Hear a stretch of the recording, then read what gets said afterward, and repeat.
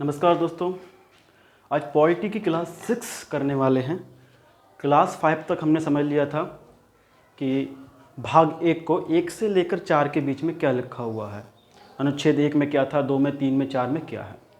5 नहीं पढ़ेंगे और इसके बाद एक चीज़ पढ़ने वाले हैं कि राज्य जब दोबारा बने, जब राज्य का पुनर्गठन हुआ तो वो कैसे हुआ।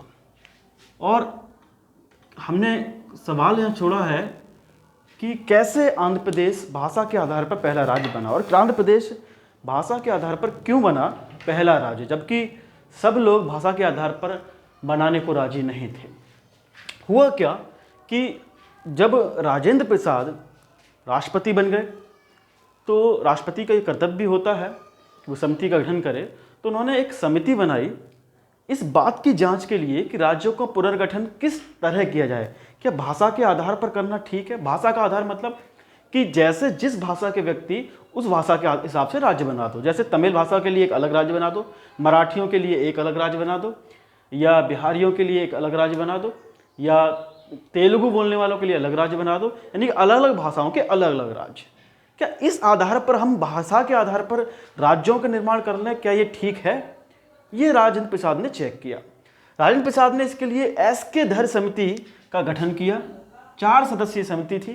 एस.के. धर दरअसल अवकाश प्राप्त यानी कि छुट्टी लिए हुए एक जज थे हाई कोर्ट के, और उनको इस काम के लिए मौका दिया गया कि आप एक समिति से एक तहत ये जांच करो कि भाषा के आधार पर या प्रशासनिक सुविधा के आधार पर हम राज्य बनाएं, किस आधार पर राज्य बनाएं, ये जांच करने के लिए उनसे कहा गया।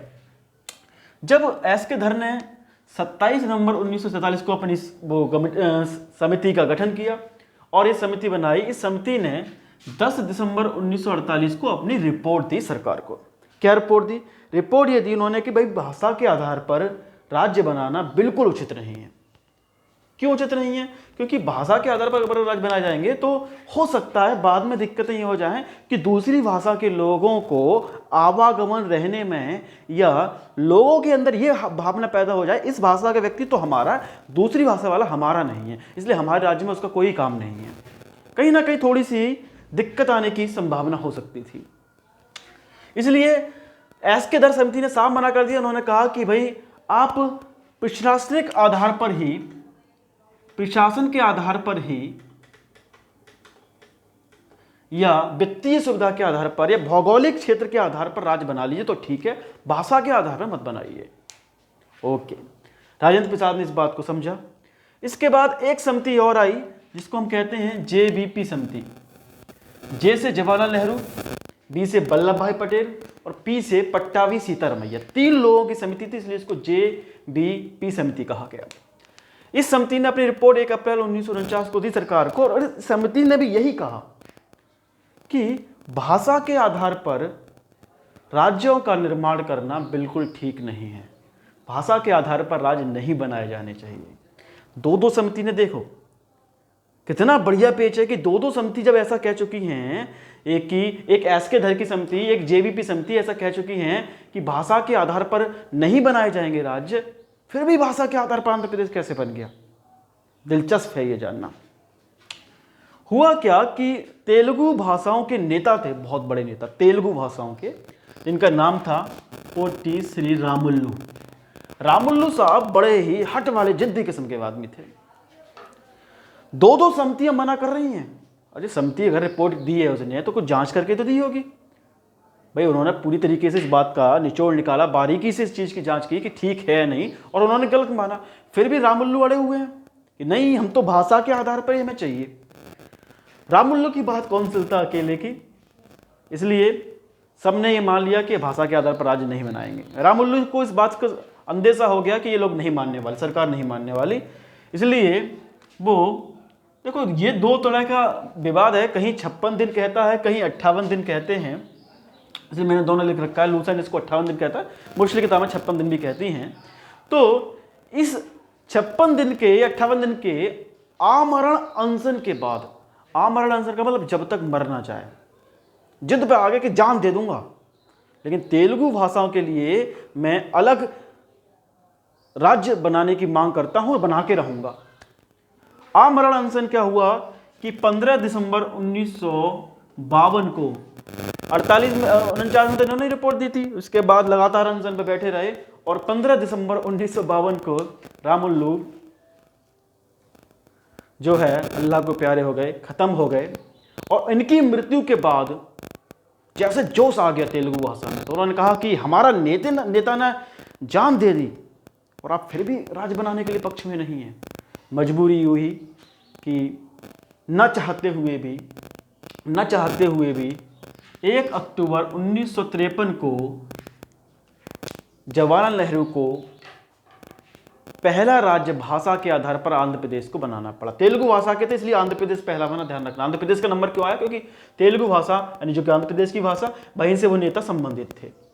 तो आंध्र प्रदेश बनाना पड़ा 1 अक्टूबर 1953 को, इसलिए क्वेश्चन बहुत इंपॉर्टेंट है, पूछा जाता है कि भाषा के आधार पर कौन सा राज्य पहला बना। मजबूरी में बनाना पड़ा। एक मृत्यु कितना बड़ा, एक अनशन कितना बड़ा योगदान होता है, ये रामुल्लू या अन्ना हजारे या महात्मा गांधी सिखाते हैं कि अगर आपको अपनी बात मनमानी है तो आप अनशन पे बैठ जाइए, और अनशन बहुत बड़ी ताकत होती है। ऐसा कई बार कई महानुभावों ने पेश किया, चाहे वो गांधी हो, चाहे वो अन्ना हजारे हो, चाहे वो रामुल्लू हो, जिन्होंने न चाहते हुए भी सरकार के राज्य बनवा के माना, चाहे खुद ही अपनी जान दे दी। फिर फजल अली समिति 3 सदस्यीय समिति थी, वो 1953 में आई, उसका गठन किया गया। फजल अली नाम याद रखना है आपको। और इस समिति ने कहा कि राज्यों का पुनर्गठन होना चाहिए, और राज्य पुनर्गठन करने के लिए 1953 में समिति का गठन किया गया। इसलिए पूछा जाता है कि राज्य पुनर्गठन आयोग की स्थापना कब हुई? 1953 में।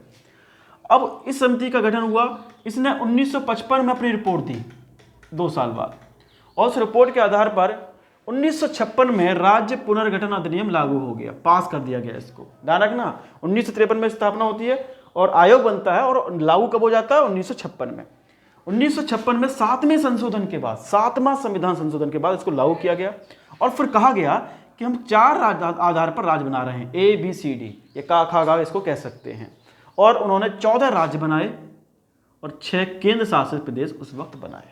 इस तरह से फजल अली समिति के बाद और राज्य पुनर्गठन अधिनियम 1956 के बाद 14 राज्य बने और 6 केंद्र शासित प्रदेश बने। कौन से बने ये किताबों में लिखा हुआ है, ये जानने की जरूरत नहीं। मैं यहाँ चाहता हूँ केवल समझाने वाला पॉइंट समझें। थोड़ी सी कुछ जरूरी बातें और देख लेते हैं, कैसे राज्यों का कब कब निर्माण हुआ, जो अक्सर एग्जाम में पूछा जाता है। 2000 नवंबर 2000 में 3 राज्य बने हैं, ये पूछा जाता है। पुलिस में पीछे पूछा भी था 2018 में झारखंड। 1 नवंबर 2000 को तो छत्तीसगढ़ बन गया MP से। 9 नवंबर 2000 को यूपी से उत्तराखंड बन गया। 15 नवंबर 2000 को बिहार से झारखंड बन गया। इसके अलावा सबसे ज़्यादा पेंच आया था सिक्किम को बनाने में, 36वां संविधान संशोधन करना पड़ा, और 22वां राज्य बन के आया फिर सिक्किम, जो कि पूर्ण राज्य का दर्जा हुआ। इसके लिए 2 संशोधन करने पड़े थे दरअसल, 35वां भी और 36वां भी। जब मैंने 370 पढ़ाया था तब आपको बताया था कि क्यों ऐसा हुआ। 36वां संविधान संशोधन 1975 में होने के बाद इसे पूर्ण राज्य का दर्जा दे दिया गया। इसके बाद लेटेस्ट 2 जून 2014 को आंध्र प्रदेश से क्या बना? तेलंगाना बन गया। 2 जून 2014 को आंध्र प्रदेश से तेलंगाना बन गया। कैसे राज्य बनते हैं एक राज्य से दूसरे राज्य? अनुच्छेद 3 में मैंने आपको पिछली क्लास में बताया है ऐसा। 1 मई 1960 को बंबई से 2 राज्य बन के आए, जिनका नाम था महाराष्ट्र और गुजरात। 2 राज्य क्योंकि पड़ोसी हैं, महाराष्ट्र और गुजरात, तो 2 राज्य 1 मई 1960 को बने। 1961 में हमने गोवा और दमन द्वीप छीना इसलिए कह रहा हूँ क्योंकि सैनिक कार्यवाही करनी पड़ी। ऑपरेशन विजय, जिसका नाम आपने जरूर सुना होगा, ऑपरेशन विजय इसके लिए करना पड़ा गोवा दमन द्वीप के लिए, क्योंकि पुर्तगालियों से हमने ये छीना 1961 में जब, और छीना। उसके बाद 30 मई 1987 को, दोनों अंतर समझना, लोगों को कंफ्यूज होता है कि 1961 में क्या था, 87 में क्या था। दरअसल 1961 में हमने छीना है, ये हमें मिला है, और 30 मई 1987 को गोवा को हमने 25वां राज्य बना दिया, 30 मई 1987 को। और 87 में ही हमने मिजोरम और अरुणाचल प्रदेश को भी बना दिया। गोवा, मिजोरम और अरुणाचल प्रदेश 1987 में बने हैं। इसके अलावा नवंबर 1954 में हमने पांडिचेरी लिया, फ्रांस से लिया। क्या फ्रांस वालों ने अपने आप दे दिया, इसके लिए हमें प्यार से ही मिल गया, ज़्यादा तनाकसी नहीं करनी पड़ी जैसा हमने गोवा के लिए किया। फ्रांस से हमको पांडिचेरी मिल गया। पांडिचेरी में जो भी जिले हैं वो अलग अलग जगह हैं, केरल में भी जिले हैं, आंध्र प्रदेश में भी जिले हैं, इसके अलावा और जगह तो 4 जिले हैं, लेकिन ये अलग अलग क्षेत्र में है, इसलिए पांडिचेरी कोई एक जगह क्षेत्र में नहीं है। इसके अलावा 1972 में हमने मेघालय, मणिपुर, त्रिपुरा लिया। हिमाचल प्रदेश को 1971 में लिया, बनाया इसका राज्य। और लेटेस्ट तो आपको पता ही है कि अब हमारे यहाँ 28 राज्य और 9 केंद्र शासित प्रदेश हैं। इसमें 2 केंद्र शासित प्रदेश हमने 31 अक्टूबर 2019 को जम्मू कश्मीर और लद्दाख को केंद्र शासित प्रदेश बना दिया गया है। 5 अगस्त को 370 के जरिए ये बिल लाया गया था, आपको पता ही है, 370 हटाई गई थी। उसके बाद 31 अक्टूबर 2019 को जम्मू कश्मीर और हमने लद्दाख बना दिया। 31 अक्टूबर को क्यों? क्योंकि सरदार वल्लभ भाई पटेल, 31 अक्टूबर आपको याद रहेगा। तो वल्लभ भाई पटेल के याद के उपलक्ष्य में हमने जम्मू कश्मीर और लद्दाख केंद्र शासित प्रदेश बनाए। इस तरह राज्य पुनर्गठन अधिनियम के तहत राज्य के जो है नए राज्यों का निर्माण कैसे होता है वो हमने समझा। इसके अलावा कैसे नए राज्य बने हुए हैं, कब कब बने, इसके बारे में समझा। आज की क्लास यहीं तक है। कल की क्लास हम लोग समझेंगे नागरिकता, भाग 2 पढ़ने वाले हैं। और नागरिकता में कैसे नागरिकता मिलती है, किस किस तहत मिल सकती है, सीए क्या है, ये सब चीज़ें हम लोग समझेंगे। क्यों इतना इसका विरोध हो रहा है, बहुत इंपॉर्टेंट टॉपिक होगा। तो नेक्स्ट क्लास का इंतजार कीजिए। अगर ये क्लास पसंद आती है तो चैनल को सब्सक्राइब कर दें, शेयर कर दें। धन्यवाद।